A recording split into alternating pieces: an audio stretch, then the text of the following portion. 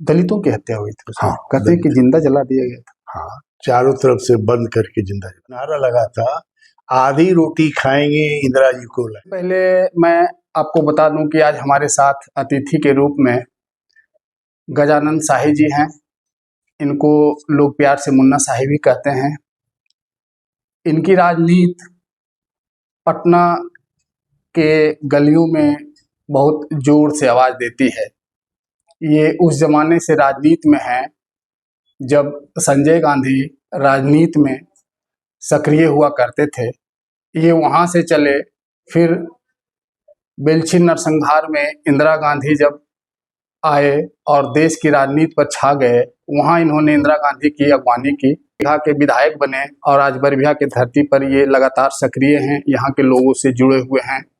तो एक राजनीति का हम कहें कि एक बहुत गहरे समुद्र के रूप में ये हैं और बहुत अनुभव रखते हैं, लोगों से जुड़ाव रखते हैं, मृदुभाषी भी हैं। आज हम कुछ बातचीत करेंगे। सर, आपका स्वागत है। बहुत चीज़ है आपसे बातचीत करने के लिए, लेकिन हम शुरुआत करेंगे कि आप राजनीति में कैसे आए। ये प्रेरणा हमारे नाना जी सर गिरिजा सिंह से मिला। हमारे नाना सर गिरिजा सिंह उस जमाने में बिहार, बंगाल और उड़ीसा के मिनिस्टर हुआ करते थे और वो दानवीर कर्ण के रूप में जाने जाते थे। तो उनके प्रेरणा जीवन में कि उनके वंशज में कोई ऐसा व्यक्ति हो जिस पर किसी तरह का दाग न लगते हुए वो राजनीति में प्रवेश करे, तो उनके आशीर्वाद से, जनता के आशीर्वाद से हम राजनीति में आए। तो अपने नाना जी के बारे में थोड़ा सा बताइए कि वो कैसे समाज के लिए दानवीर कहलाए, लोग उनको दानवीर कहता है। उनका शिक्षा और स्वास्थ्य और तमाम क्षेत्रों में बड़ा योगदान रहा है, तो उनके बारे में थोड़ा सा जानना चाहेंगे। सर गणेश सिंह की पढ़ाई शुरू हुई 18 वर्ष के बाद जी, और उन्होंने पढ़ना जब शुरू किया तो प्रभु के आशीर्वाद से वो 12 लॉ पास किए। उसके बाद वो राजनीति में प्रवेश किए। राजनीति में प्रवेश करने के बाद उनका काउंसिल में पहला जो इंटरव्यू जो हमने पढ़ा था, काउंसिल में जो छपता है, उसमें उन्होंने विरोध किया था जो माथे पे मैला लेके ढोते थे, उसके ऊपर में पहला उन्होंने विरोध किया था कि अमानवीय चीज है, इन सब चीजों को रोकना चाहिए। उन्होंने बड़ा जबरदस्त विरोध किया था। उसके बाद भी कहीं हुआ कहीं नहीं हुआ, लेकिन उन्होंने अपने राजनीतिक जीवन में जितनी कमाया उन्होंने वो सब दान करते चले गए। पढ़ाई में, मेडिकल में, विधवा आश्रम में, बाल इसमें अनाथ आश्रम गरीबों के लिए। हाँ, मन उनका पूरा जीवन का अपना कमाया हुआ तमाम पैसा इन्हीं चीजों में उन्होंने दान कर दिया। अच्छा, कहते हैं कि 18 साल के उम्र में जब वो अपने ससुराल गए, अंग्रेजी का तार आया, उनके ससुर ने उन्हें पढ़ने के लिए दिया तो वो नहीं पढ़ सके, तो उन्हें सुनना पड़ा कि आपको अंग्रेजी नहीं। ऐसी बहुत तरह की बात है, लेकिन तो वहां से वो पढ़ना शुरू किया। एक्चुअली जो सही बात है कि नाना जी को एक बच्ची होने के बाद जा रहे थे ससुराल, तो उनके साथ उस समय चलते थे, बट्टेचुल एक आदमी रहता था साथ में उनको। तो वो टिकट कटाने के बाद पैसा लाके वापस किया, तो पैसा गिनी नहीं रख ली। तो कहेंगे बाबू गिन ल, कहेंगे ठीक है होते थे, कह पढ़े रहो तब न गिनवा करा।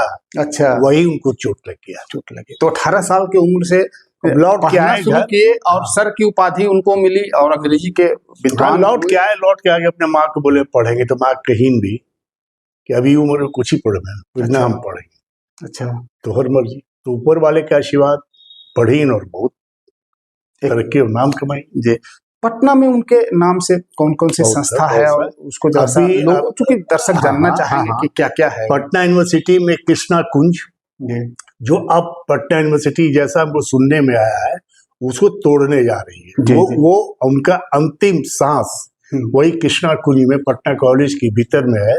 वो उन्होंने बना के यूनिवर्सिटी के साथ एग्रीमेंट किए थे कि हमको रहने का, पहले वो रहते थे जिसमें मौर्य होटल बना है, जी, उसमें रहते थे।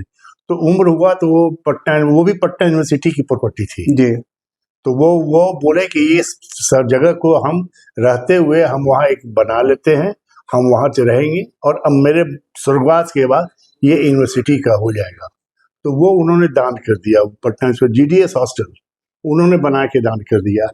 रांची में जी, मेंटल कॉलेज जी, रांची में उस समय छोटा हॉस्पिटल का प्रारूप उन्होंने ढांचा या जो भी कही मतलब आजादी से पहले ये सब की बात हो रही है, ये सब आजादी से पहले की बात। दरभंगा मेडिकल कॉलेज में भी उन्होंने, बिल्कुल पट्टा मेडिकल कॉलेज में अपना जमीन और दिया। अपना जो उनकी सरकारी सैलरी होती थी जी, उसका वो 75% वो डोनेट कर देते थे गरीब परिवार के बच्चों के लिए पढ़ाई के लिए, जिसके लिए बहुत से लोग, नाम हम नहीं लेंगे अभी, वो लोग विदेश जाके पढ़ के आई।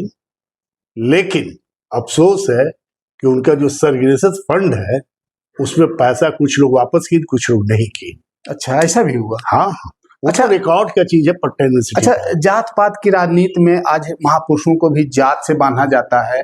हम इस जात पर नहीं जाएंगे, तो उनके इस सेवा भाव से सभी जात के लोग प्रभावित हुए होंगे। बिल्कुल बिल्कुल, उसमें उन्होंने कभी ये नहीं कहा कि एक पर्टिकुलर ही कास्ट का इसमें जाएगा। उसमें दुखन राम जी बहुत नामी आई के सर्जन डॉक्टर हुआ करते थे, वो उनके पैसा से विदेश पढ़ने गए। ये प्रखर राजनीति में रहे, वो काफी उनकी भागीदारी रही। वाद विवाद की बात हम नहीं करेंगे। आपका क्या अनुभव रहा? मेरा अनुभव ये था कि संजय गांधी को चले जाने से, सुभाष कर जाने से हिंदुस्तान को बहुत बड़ा लॉस हो। उन्होंने 5 सूत्री कार्यक्रम दिया था अपने समय में। पहला था एंटी डॉरी। अच्छा, एंटी डोरी उस समय वो लाए। जी जी। दूसरा था फैमिली प्लानिंग। तीसरा था वृक्षारोपण। चौथा था पौध शिक्षा। और शिक्षा। हाँ, पांचवा था स्वास्थ्य। इस पर उन्होंने बहुत बड़ा, स्वास्थ्य और शिक्षा दोनों, इस पर उन्होंने बहुत बड़ा फोकस किया था। अगर आज वो उस समय लोग अगर इस चीज को समझ पाते तो हमारे समझ से हिंदुस्तान के ये जो हालात आज के समय है वो नहीं होता। ये फैमिली प्लानिंग थोड़ा सा विवाद में रहा था।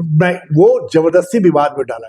77 की बात है, 74 की बात है ये, और आज हो रहा है 2025।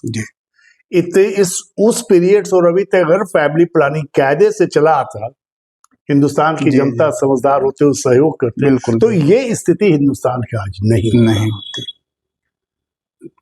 एक आप जब युवा राजनीति में थे तो उस समय एक नरसंहार हुआ था, दलितों का नरसंहार। इंदिरा गांधी उस समय अवसान पर थी, राजनीति से दरकिनार। 74 के आंदोलन के बाद वो हार भी गई। 77-78 की बात है ये। तो वो कहा जाता है कि बेलछी नरसंहार में 11 दलितों को जिंदा जला दिया गया था। उसके बारे में आपके पास क्या है? और इंदिरा गांधी को आप गाड़ी पर रिसीव करके शायद पटना एयरपोर्ट से लाए थे। बिल्कुल, आप युवा थे एकदम। बिल्कुल बिल्कुल बिल्कुल। उस समय हम लॉ कॉलेज में थे। अच्छा उस समय। और ये सही बात है कि मैडम सॉरी इंदिरा गांधी जी, दिल्ली से सडनली फोन आया कि बेलछी जाना है, और उस समय मॉर्निंग फ्लाइट आती थी करीब 8-9 बजे। उस फ्लाइट से वो पटना एयरपोर्ट पर लैंड की, वहां से सीधा स्ट्रेच आई ये हरनौत के बाद हमारा गाँव गोनमा छतियाना के बाद वो पानी था। अच्छा, कोई सड़क मार्ग निडम नहीं, रमपारी था। तो फिर वहाँ हाथी थी, हाथी पर चढ़ के मैडम और देखिए उनका नाम हम भूल रहे हैं, वो एमपी थी, उनके साथ वो दोनों हाथी पर चढ़ के वहाँ गई। सीपीएन की बेटी थी वो। अच्छा, वो वहाँ गई, बेलछी गई, और हम लोग इधर ही पानी के थोड़ा दूर जाके, लेकिन नहीं जा सकते थे, हम लोग इधर ही वेट करते रहे। तो आपने एयरपोर्ट से इंदिरा गांधी को रिसीव भी किया था शायद गाड़ी पर, मेरी गाड़ी पर, जीप पर। वो बेलछी नरसंहार के बारे में थोड़ा सा जानना चाहेंगे। बेलछी नरसंहार वो समझिए कि शुरुआत है बिहार की राजनीति का गलत डायरेक्शन में। अच्छा, वो नरसंहार के बाद न जाने कितने नरसंहार बिहार में हुए। कहा जाता है कि वो नरसंहार की शुरुआत वो बेलछी नरसंहार। हाँ, में जितने लोग थे, कुछ लोगों को सजा हुआ, कुछ लोग को नहीं सजा हुआ, जिससे लोगों का मनोबल बढ़ गया नरसंहार के प्रति, जिनकी ख्यालात ज्यादा रहती थी। दलितों की हत्या हुई थी। हाँ, कहते हैं कि जिंदा जला दिया गया था। हाँ, चारों तरफ से बंद करके जिंदा जला दिया। चारों तरफ से बंद करके जिंदा जला दिया गया था। अच्छा। तो इंदिरा गांधी की राजनीति जब उस बेलछी नरसंहार में आए, दलितों की हत्या पर वो सहानुभूति में आए, इंदिरा गांधी हाथी पर आए, इसकी पूरी चर्चा हुई, तो वहां से फिर अचानक से इंदिरा गांधी की उसी समय एक नारा लगा था, उसी समय एक नारा लगा था, आधी रोटी खाएंगे इंदिरा जी को लाएंगे। बेलछी संहार में आने के बाद हाँ वहां नारा लगा था। हाँ, अच्छा, आधी रोटी खाएंगे इंदिरा को लाएंगे। हाँ, और इंदिरा गांधी वापस आ बिल्कुल अस्सी और बहुत ताकत से वापस आ गई। बहुत ताकत से आई, बहुत अच्छे मैंने सोच लेकर आई थी। देखिए दुर्भाग्य हम लोगों का ये है, मैंने 2 आदमी का प्री मेच्योर डेथ बहुत लेट हुआ, एक संजय जी का, दूसरा राजीव जी का। अच्छा, इन्होंने इंदिरा गांधी के दोनों पुत्र दोनों का। संजय जी जब कुछ करना चाह रहे थे तो बीच में चले गए 80 में, और राजीव जी जब परिपक्व हो गए थे राजनीति में तो वो चले गए। तो कांग्रेस की राजनीति में बहुत बड़ा वो जो 2 समय आया, और राजीव जी जाने के बाद तो कहिए कि क्या कहें, फिर इंदिरा गांधी भी उसके उसी पीरियड में, माने 80 संजय जी का 80 में, इंदिरा जी का 83 में, और राजीव जी का 92 या 93 में। ये बड़ा दुखदायक रहा कांग्रेस के लिए। कांग्रेस के बड़े बड़े नेताओं ने देश के लिए बहुत कुछ खोया, प्राण भी न्यौछावर किया। आज कांग्रेस कहाँ है? आज अगर हमसे पूछेंगे तो हम स्पष्ट कहना चाहेंगे, आज भी कांग्रेस वहीं पर है, लेकिन जरूरत है अच्छे सोच और नेतृत्व की। अच्छे और सोच और नेतृत्व की जरूरत है। लोग सरभाइव मतलब कांग्रेस में उम्मीद कर सकते हैं कि ये बिल्कुल। देखिए हमको याद है जब 77 में मैडम हार गई थी इंदिरा गांधी, तो हम लोग दिल्ली मिलने गए थे उनसे। अच्छा, तो मैडम ने एक चीज कहा था, हम लोग बहुत डिस्टर्ब थे, यूथ थे, भविष्य लटका हुआ था। मैडम ने कहा था एक चीज कि अकेला चल, अकेला चलो, अकेला चलो रे। हाँ, अकेला चल, जिसको आना हो साथ आएगा। और हमको लगता है कि उनका ये वर्सन सत्य में 80 में का मैंने कामयाब हो गया।